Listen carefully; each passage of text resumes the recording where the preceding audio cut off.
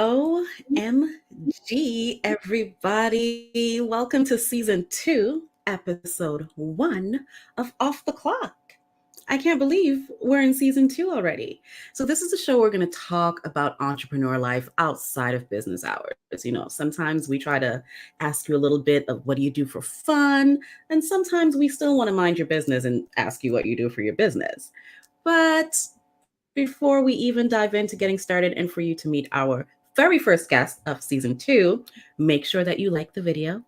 Make sure that you subscribe to our channel if you're watching here on YouTube, because we are streaming on YouTube and on Facebook. And make sure you tell your friends about us. And if you want to be a guest on our show, the link is in the description. Welcome our first guest of season 2, Praveeni. Say hi and tell the people who you are. Hi, everyone. My name is Praveeni Perera. I am a weekday professor and a weekend fashionista. So I do a little bit of teaching and a little bit of blogging as well. I'm super excited to be here for the first episode of season 2. Yay! And for everyone, I've known Praveeni for a while. Let me give you a little backstory. So when I first started CSBW, I got a really nice email from someone from Ottawa saying, "Hey, I would love to sponsor your event. It's so awesome. Like I need to be involved somehow." And you look at these letters when you're just starting and you're like, "Me?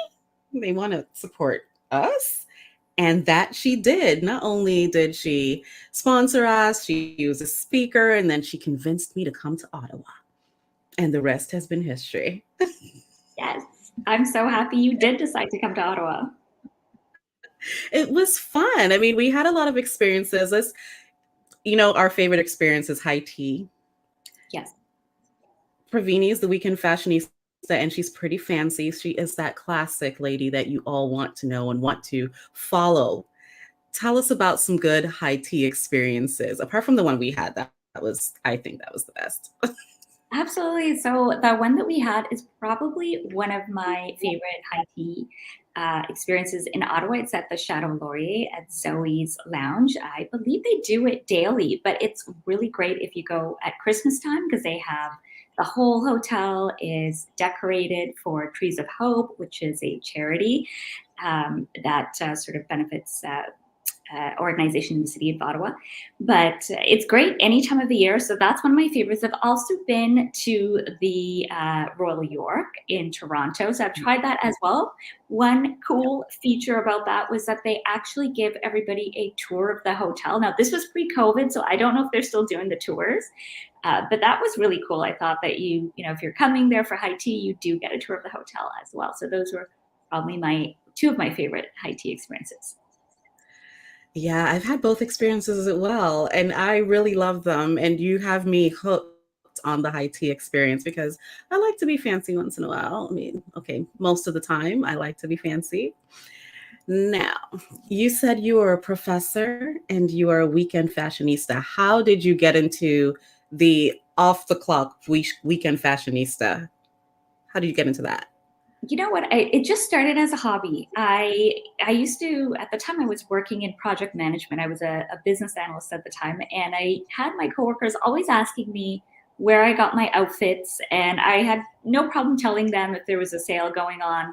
I would tell them, hey, guess what? This store's having a sale, or do you want to go at lunchtime? And let's take advantage. Let's get there early before people, get in there and our sizes are gone and stuff like that. But I just thought, maybe I could share some outfit details with more people than just the ladies in my department. And I started a blog. And the way that I thought of the name was one of my coworkers was following me on Facebook, and she made the comment. She said, "Yeah, I saw some of your outfits. You're quite the fashionista on the weekend."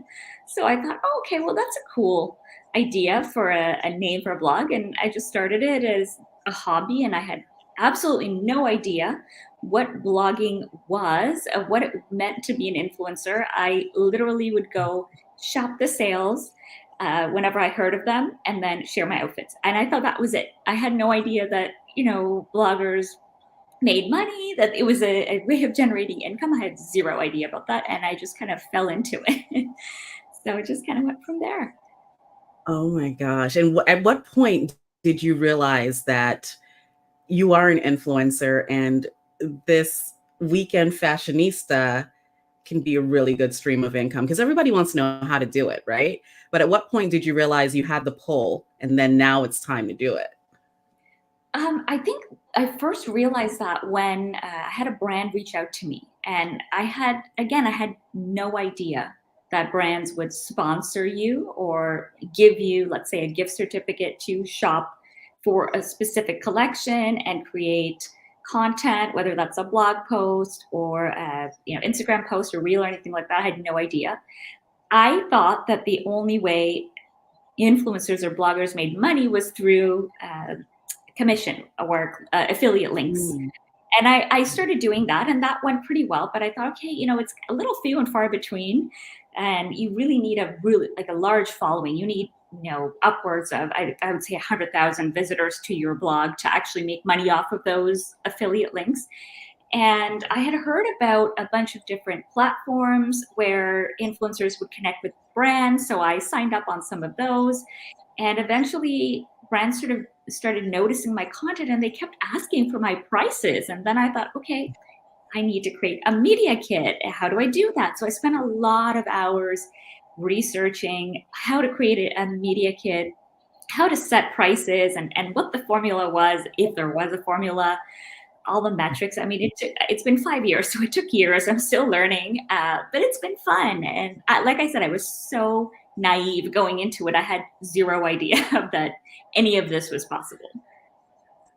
Wow, 5 years. That's a long time. That is a long time, but it's also really good when you look back and see everything that you've done to get to 5 years, right?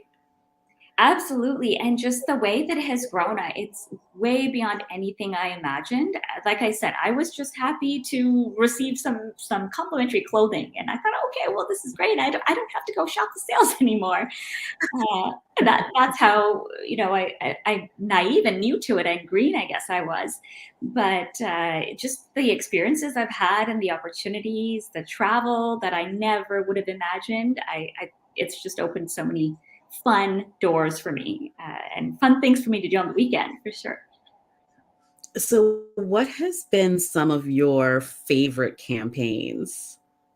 Some of my favorite campaigns, certainly in the last year and a half, I've had a lot of really cool, really fun campaigns. I would say I really enjoyed a campaign that I did with Sunwing Airlines. That was fantastic. I went to Los Cabos, Mexico in February. So that was a really fun campaign. Of course, I love to travel, and it was wonderful to shoot content there as well.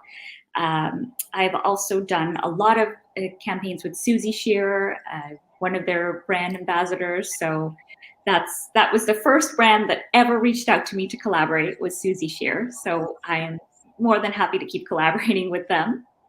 And just a lot of the I would say the fashion campaigns are fun, but some of the fashion and lifestyle content that I've shot has been great as well. I also did some work with Destination Toronto this summer, so that was a really cool, fun campaign. Just and getting to explore Toronto and different sites and different things to do in the city was wonderful too. Yeah, and I can imagine even with a lot of your campaigns, you dine out quite a bit. So, do you have any favorite hotspots in Ottawa and in Toronto that you like to visit? Oh gosh, there's so many. Yes, I do dine out a lot. And in Ottawa, I would say I haven't done a campaign with this restaurant, but my favorite sort of must do restaurant recommendation in Ottawa is Ayana. It's wonderful. You don't even feel like you were in Toronto, in Ottawa when you step into this restaurant. It's really cool. So if you're visiting Dwania and at some point in time, I would add that to your list of things to do in Ottawa is check out Ayana. It's a really cool dining experience. I would say it's an experience, not just, having a dinner. What kind of food is it? It's Canadian cuisine. And what I like Oh, about this really? restaurant is that, so it's all sort of locally sourced, is that Hmm. the gratuity is built into the price. So you don't have to guess, how much do I tip, blah, blah, blah. And at the end, it's just the tax that you just pay the bill as is. So there's no, extra gratuity and things like that. And everybody there gets paid a living wage. So it's a restaurant collective. It's a great model, I think. Okay, I added to the list. So when I'm in Ottawa, going to that restaurant. So what about some of your favorite spots when you've been to Toronto? Any that you just love to always be like, I have to go there? Okay, well, you know what? A couple of years ago, we checked out Harbor 60. We really liked that restaurant. Gosh, there's so many in Toronto that I like, and there's so many I'm still dying to try out. I haven't tried this place yet, but it is at the top of my list, and that's at Don Alfonso's. And that I think was the number one, I think, Italian restaurant in the world or something like that. So something similar to that in Toronto. So that's at the top of my list. And I noticed that the Michelin star rating has been given to not just restaurants, but different activities and things in Toronto as well. So I'm keeping a close eye Yeah. on that.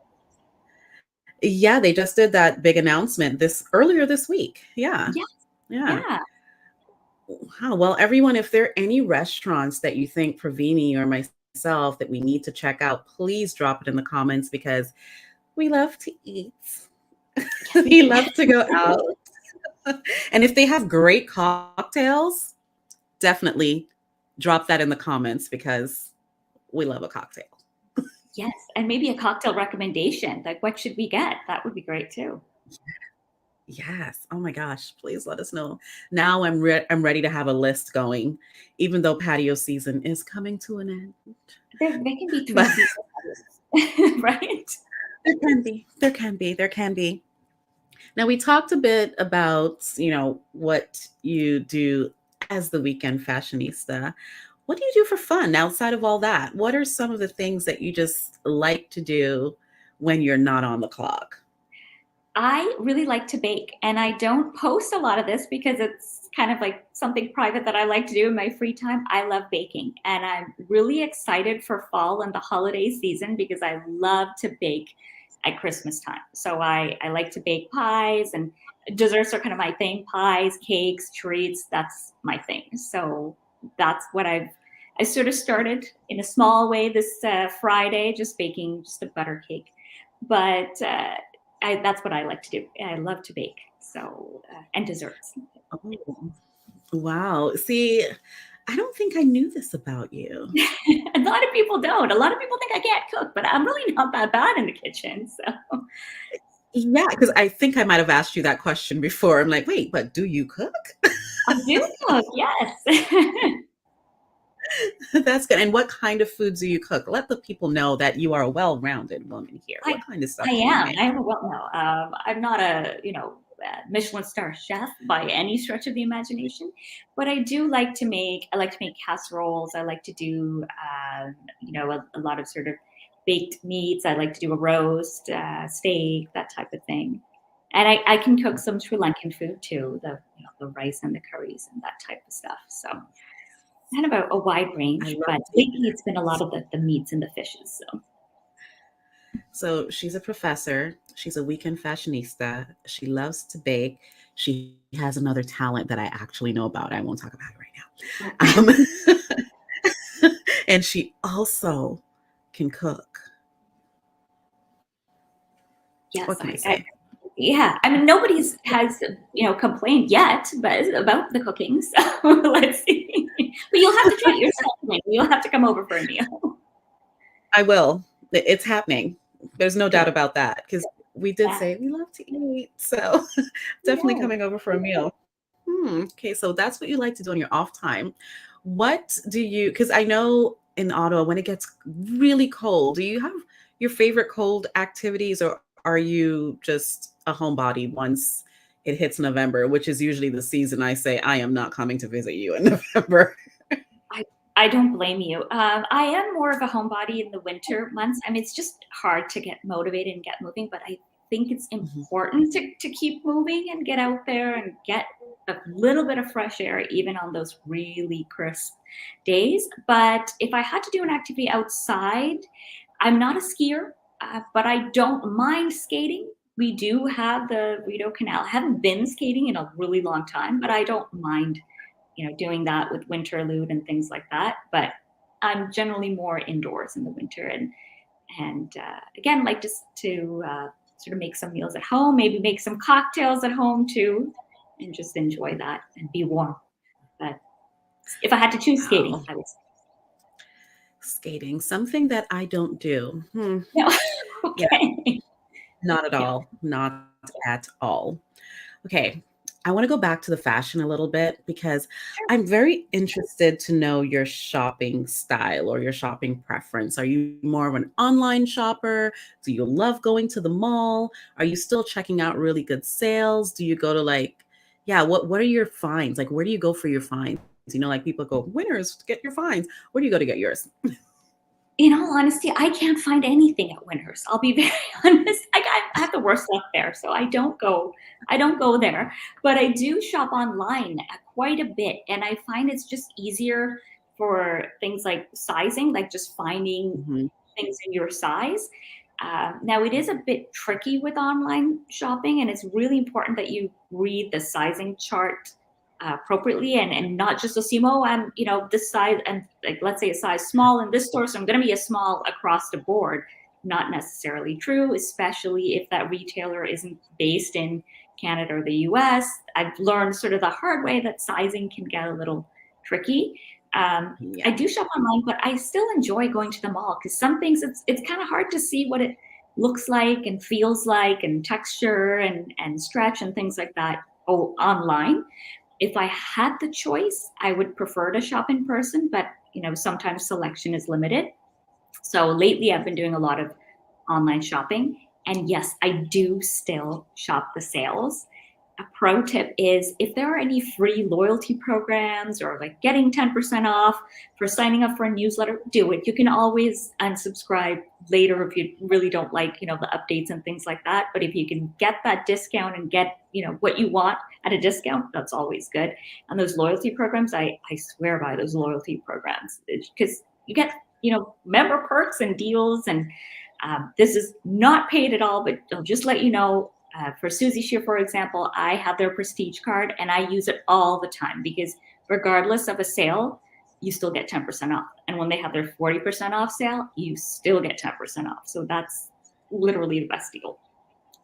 So I again, can not actually attest to Praveeni and the recommendations because I still remember going, I don't shop at Suzy Share. I usually just walk past that store in the mall, whatever. And she told me, she's like, Dwayne, you have to go try it out. And I was looking for an outfit for a holiday party. And I said, let me listen to Praveeni and go to Suzy Share. And I found an outfit. And I got a discount because I signed up for the prestige card. yes, yeah.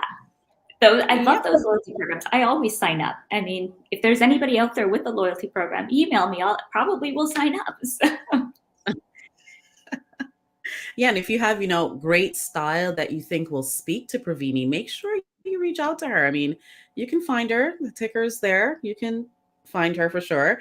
Do you give like outfit recommendations to people who might like I know if I go, "Hey, I'm trying to find an outfit for such and such," you'll tell me something, but that's me. Do you give public outfit recommendations? I do, and I do get DMs from people asking me, "Hey, I have this event coming up. What do you think about this? Or what should I wear? Or what do you recommend?" I'm more than happy to answer those questions. Absolutely. I love it when people ask me questions about an outfit or, what my opinion is. As I've had people send me photos of them in two different, I think it was an accessory that they were trying to match. And they said, which one is better? Can you let me know? I'll let you know. You don't have to go with my recommendation, but if you're looking for a outside, unbiased opinion, I'll let you know for sure. I'm more than happy to answer those questions. I love it. It's like going shopping with somebody, but virtually. That's pretty cool. Brands out there, I feel like a what to wear segment needs to happen where Pravini can style me based on your brands and there could be a whole shoot based on all this and we can talk about this. Contact her. Okay. For sure. Yes, please contact me. I would love to. Yeah. This is like, don't miss that opportunity. She is the weekend fashionista. Okay. All right. Pravini, I have some rapid fire questions for you. Oh gosh. Okay. Are you Right. ready? I am. I hope so. Okay. If you could start over, would you do anything differently than what you've done up to now? Yes, I would learn how to monetize my blog from the start. I would also probably just be a little bit more open and less shy with speaking to, if I'm talking about, the blogging to brands and reaching out to people. Used to be very shy and I never would approach anybody for a collaboration. I would have done that sooner if I could start over. Wow. What is one of the biggest challenges you face in the influencer industry? What one of the biggest challenges? I think it's just learning to just stay in your lane and not get distracted by what others are doing, what others are saying, negative comments, negative behavior by people who are following you or other influencers. Just stay in your lane. Just keep your focus and don't get distracted. I think it's true in any profession, any line of work, any hobby. It's easy to get distracted, but just stay positive and stay in your lane. How is it being a woman of color in that kind of industry? Do you feel like you have to, fight a little bit more to get the brands to notice you, or are they really coming to you more now? This is a really interesting question. I love it. Thank you. I didn't personally think that I had to fight a little bit more. I try not to put that into my mindset, thinking, okay, I'm going to have to work this much harder because I'm a woman of color. But I know certain brands have certain aesthetics that they want to stick to, and I'm okay with that because there are brands out there for everybody. There are enough opportunities for everybody, and if somebody says no, it doesn't mean that there's never going to be another opportunity for you. So I always think when I'm writing to somebody or talking to a brand, the worst they can say is no, and if they say no, it's fine. Somebody else will say yes. Next opportunity. Yeah, exactly. Thank you. Next. um, Two more questions I feel like I want to ask, and one might have just left me, Oh, that's but okay. it's just the sign of the times. It's all right. For sure. What's one of your most memorable collaborations? One of my most memorable collaborations.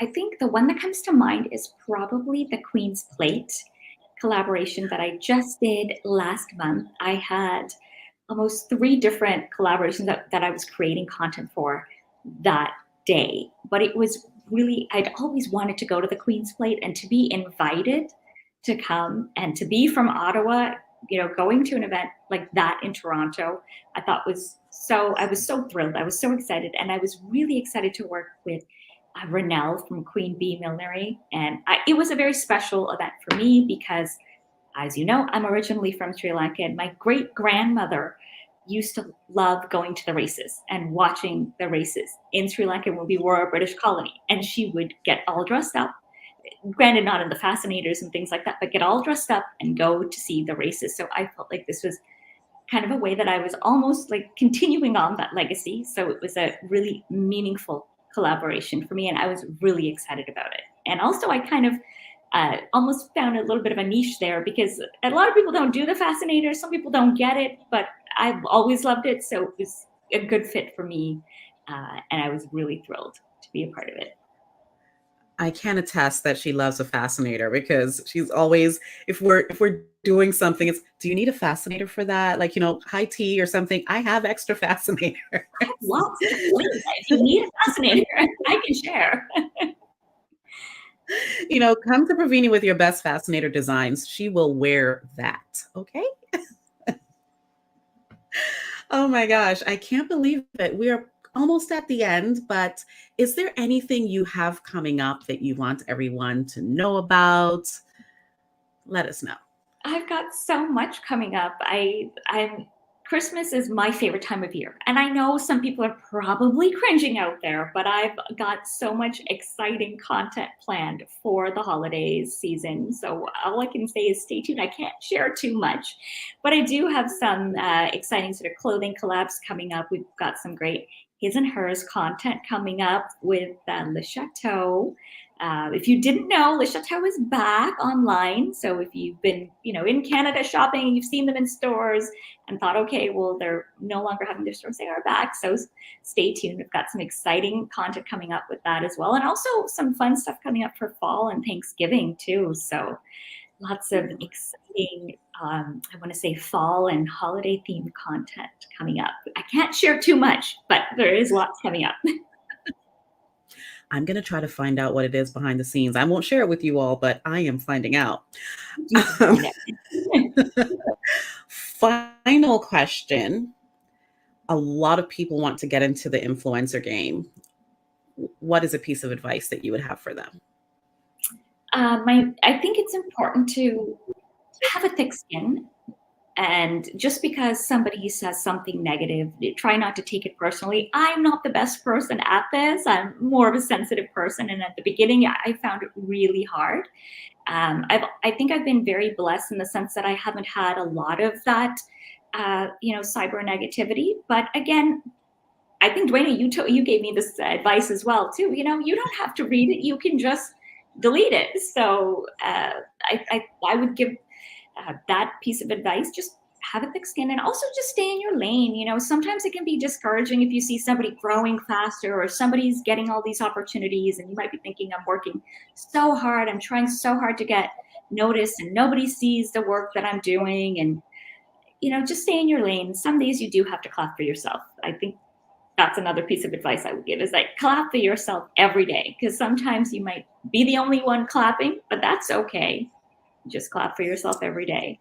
And the followers and the collabs and the brands will come. There is, like I said, a collaboration out there for everybody. There's enough brands out there. There's enough people out there that will relate to your content.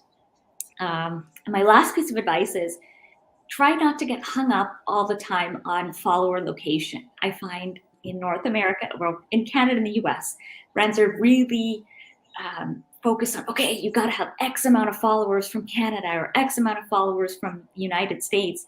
There's a whole big wide world out there. And if you look at the influencers who have millions or tens of millions of followers, they are not from Canada and they are not from the United States.